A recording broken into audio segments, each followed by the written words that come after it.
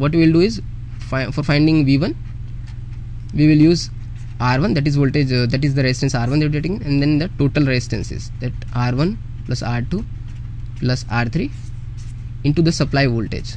Supply voltage we are having Vs as 12 volt. So you will get 1 kilo ohm divided by 1k plus 1k plus 1k into 12 volt. So what you will get is 1 divided by 3 into 12. So you will get 4 volts, right? Okay, similarly if you want to know the voltage across R2, that V2, so it will be, the equation will be R2 upon the total resistance R1 plus R2 plus R3 into Vs, right? So what we will get is again 1 kilo ohm divided by 1k plus 1k plus 1k into 12. So what you will get is 4 volts again. Similarly, for if you find for V3, it will be 4 volts only. So this is the first step theoretically, right?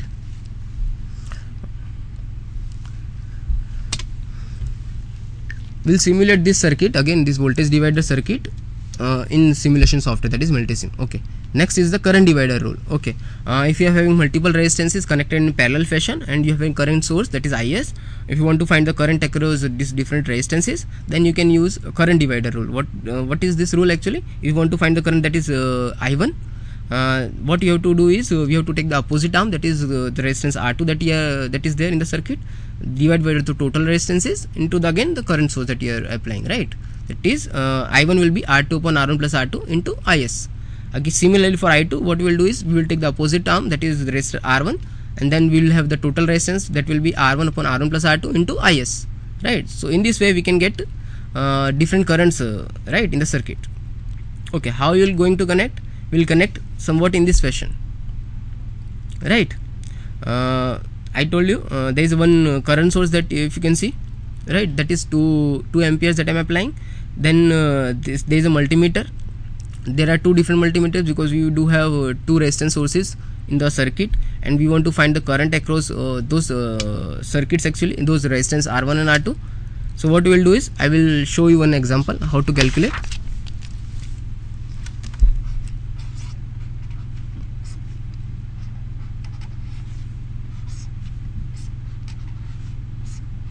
So this is R1, this is R2, and this is the Is, that the current I am applying. Suppose I am taking is 2 amperes, right?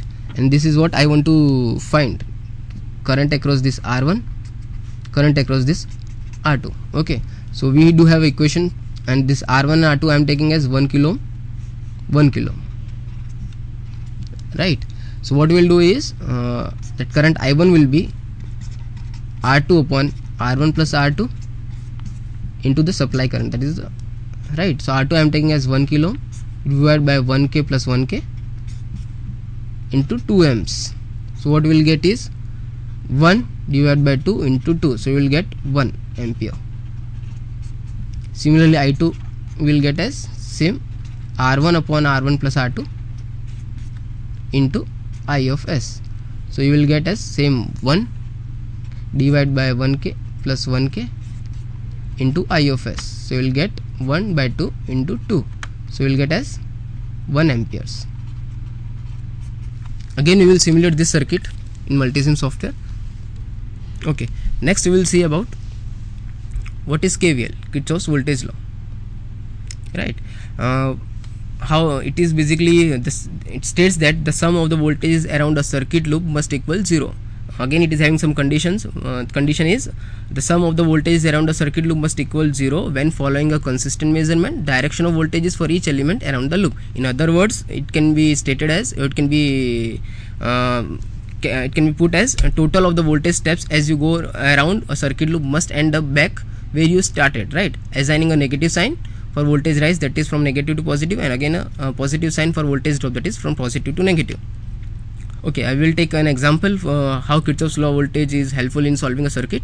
Okay, this is a circuit actually. If you see, there is a voltage source, that is we can use a battery, 9 volt or 12 volt battery you can use. Then there are two resistance in the circuit, that is R1 we are having as 2.2 kilo ohms that I am keeping, and then the voltage across this R1 is denoted by VA. And if you see that R2 I am taking as 4.7 kilo ohms, and the voltage across this R2 I am keeping as plus minus VB. We are not concerned about VC. I am not taking about what is VC, and I just kept a simple signal, right? Okay, so how to find that voltages? What will be VA, right? For finding those VA, we can use that voltage divider rule.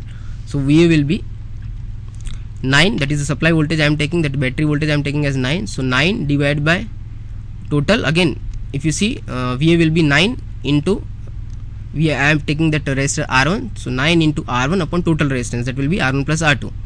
So that voltage VA that is across R1 we will get as 2.87 volts, right? 9 into 2.2, that is the resistance R1 value, kilo ohm, and divide by total resistance, that is 2.2 plus 4.7, that will be 6.9. So you will get VA as 2.87 volts. Similarly, VB will be the supply voltage, that battery voltage that we are taking as 9 volt battery. So 9 into R2 upon R1 plus R2, so you will get 6.13 volts.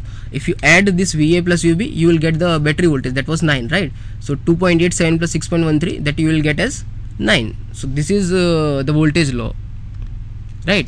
The sum of those voltages around the circuit loop must equal 0, right? Or in other words, the total of the voltage steps as you go around the circuit loop must end up back where you started.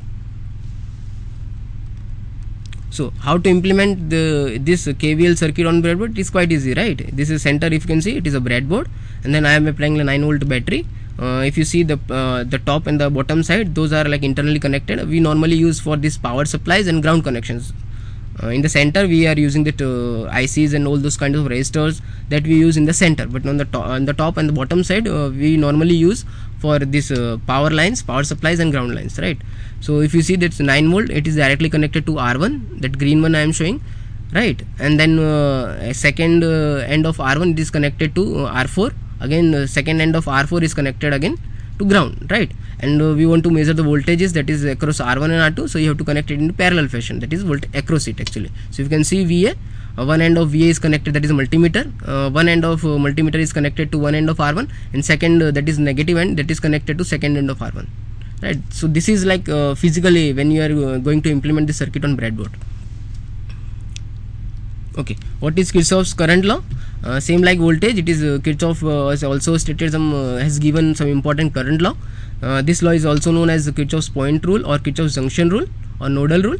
It basically states that at any node or any junction in an electrical circuit, the sum of the currents flowing in that node is equal to the sum of the currents flowing out of that node. Or in other words, we can say algebraic sum of the currents in a network of conductors meeting at a point is 0. So if you see this circuit, in this circuit there is a junction, that black one, that black dot, that is a junction or that the node actually. If you see there are two currents that are coming into that node, that is I2 and I3. So we will have, and again if you see that two currents are going out of that node, right, that is I1 and I4. So by Kirchhoff's current law, what we can get, the equation is I2 plus I3, that is the current entering into the node, that will be equal to I1 plus I4, that is the current leaving out of the junction, right? So this is basically Kirchhoff's current law. This is a simple Kirchhoff's current law circuit, that is voltage source is given, then we have different two resistances are there, like R3 and R4. Don't get confused with name actually. I have kept just this R3 and R4. The value of R3 is 2.2 kilo ohms, value of R4 is 3 kilo ohms, and the current across this I1 and I2, that current across R3 and R4 that I have kept is I1 and I2, right? This directly we will simulate in the Multisim software. I am not going to solve it, but that is an assignment, you try, right? This is how it is connected on breadboard, right? Okay, next is first order RC circuit, right? So if you remember last lecture, we discussed about different capacitors, that how capacitors gets charged and discharged, right? So all those things will again will be helpful in designing and simulating this RC circuit. So basically, what is RC circuit or first order RC circuit? We are using one simple RNC. We are not using more than one resistor or capacitor, right? Okay, so this is like circuit, it is having resistor, it is having one capacitor, and I am applying input voltage that is denoted by V in, voltage across resistor is denoted by VR, right, and voltage across capacitor is denoted by VC. I'm not going to solve this circuit, how these equations came, like voltage for voltage across capacitor or voltage across resistor, right? So if you do a math, simple math for this circuit, what you will get is voltage across capacitor will be V is the initial voltage into bracket 1 minus that exponential e raised to minus t by RC. RC is the time constant that we denote normally by tau, right? And same thing, VR, that is the voltage across resistor, will be given as V, that is initial voltage. That is initial voltage I am taking as V in, right? V into e raised to minus t by RC, right? RC is again a time constant. Here in this case I am applying V in as step voltage. Step voltage means for t greater or equal to 0, it will be having a single value. Single value means if you are taking a unit step value, that value will be always 1 for t greater or equal to 0, right? And this is like the response that we should get actually. If you do a simple maths, if you keep suppose I am taking for this voltage across capacitor the value t as initial as t equal to 0, so e raised to 0 will be 1, and so voltage across capacitor initially will be 0. So it will start with, if you see, it is starting with 0, right? On the left hand side, that is, that curve is for voltage across capacitor, it is starting with 0. Now if you increase the value of t, that you will get some voltage that is the across capacitor.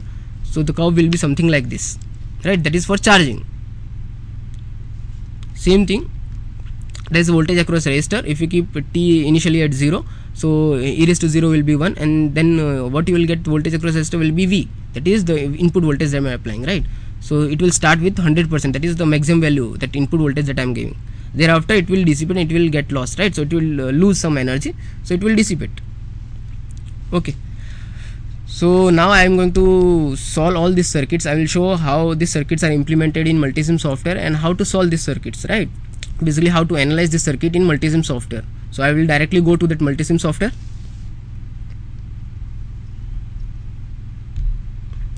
Okay. If you see, this is basically a window which shows a Multisim, right? This is a Multisim software.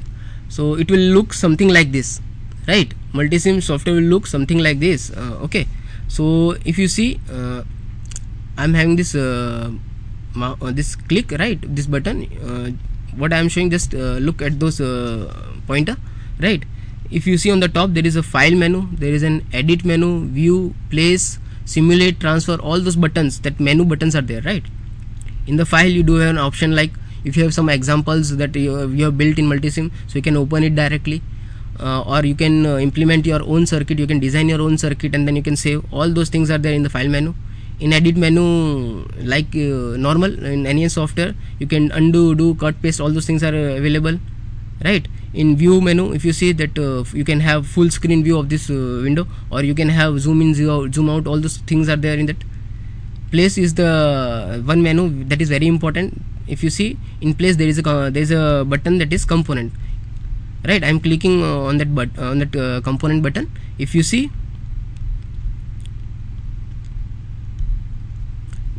okay, so if you can see, this is like all groups I have selected, but in that, suppose we want to say, have a voltage source, right? So you can have to select that sources. In that sources, if you see at the left hand side, that is a power source, signal voltage source, signal current source. If you want, suppose a 9 volt battery or 12 volt battery, what you will do is you have to select power sources, right? In that power sources, there is an AC powers. In the right hand side, you can see the symbol. What I am doing is I have to take a DC power, so I am selecting DC power, right? Again, if you see at the back side or the down side of this DC power, we will have D ground, ground, then VCC supplies, all those things are there, right? Okay. If you want AC voltage, you can have. If you want a pulse voltage, that also you can have, right? You have to just click single once, and then you can see all the menus, all the things that are there in the Multisim database. Let's suppose you want to a current source, we can get in the this is left signal current sources. You can get all the options like from what kind of AC current that you want, right? All those things are there in the Multisim software. Now suppose you want to use you want to have some resistor or capacitor, all those components we want, right? So what we will do is in the left hand side we have to go into the basic, right? And in that basic, if you see, there are different options like potentiometer is there, right? It will have a symbol, variable inductor, different types of, we want to vary the value of inductor, that is there. Variable capacitor is there. We want to vary the different if you want to vary the value of the capacitor, that is also there. Suppose you want to have this in this our example we were using resistor. Suppose I want to use resistor, so we have different options for resistor. Different values are also there, right? You can change the value also from here. You can write the value, ohm, kilo ohm, all those things, it is available, right? You have different types of switches also, like if you have single pole, single throw, right? We'll have single pole, double throw, all type of switches are also there, right? Right now I'm not using this. Okay, in that button, that place button only, if you see this hierarchical, if you want to have different block also you want to add, then those things can be done. Here I have a junction or a wire. If you want to connect two different components, voltage and resistor, those components we want to connect, we can use this junction, right? Okay, then there is a button called simulate button. If you see, that is a green button that is highlighted. That is, if you once you have completed the circuit, you want to analyze that circuit, you can use that button. If you see that instruments, different types of instruments that we want to use, like for voltage measurement, that is DC voltage, if you want, we can use multimeter. If you want to have an AC analysis like current and voltage, all those things, we can use oscilloscope, right? So if you see, I'm just using one multimeter, right? So this is one multimeter. If I double click on this multimeter, you will have different provisions. Like if you want to connect, if you want to have a current, the DC current, I can get it from this. I have to select this A, that is amperes. If I want to have a DC voltage, then I can have to click this voltage. If I want to measure resistance, then I can use this ohms, that is resistance, right? So all these things are there. If you see, I'm not doing anything physically, right? That is on a breadboard or PCB, but in Multisim software we do have different kinds of instruments that we can use and analyze the circuit. So simulation is again very helpful, right?